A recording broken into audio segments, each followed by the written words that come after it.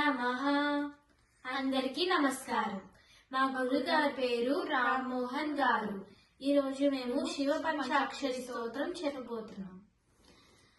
ఓం నమః శివాయ శివాయ నమః. ఓం ఓం నమః శివాయ శివాయ నమః. ఓం నాగేంద్రహారాయ త్రిలోచనాయ భస్మాంగరాగాయ మహేశ్వరాయ నిత్యాయ శుద్ధాయ దిగంబరాయ తస్మై నకారాయ నమః శివాయ మందాకినీ సలిల చందన చచితాయ నందీశ్వర ప్రమథనాథ మహేశ్వరాయ మందార ముఖ్య బహుపుష్పాసు పూజితాయ తస్మై మకారాయ నమః శివాయ శివాయ గౌరీ వరదాబ్జ బృంద సూర్యాయ దక్షాధ్వరనాశకాయ శ్రీనీలకంఠాయ వృషభధ్వజాయ తస్మై శికారాయ నమః శివాయ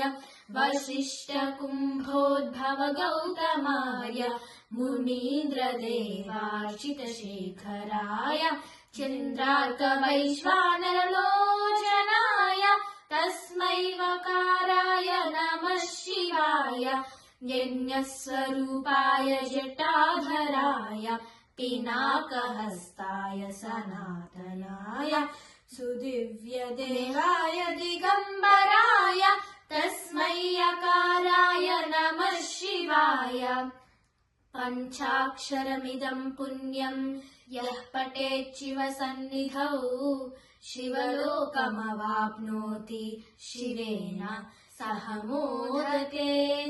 ధన్యవాదాలు.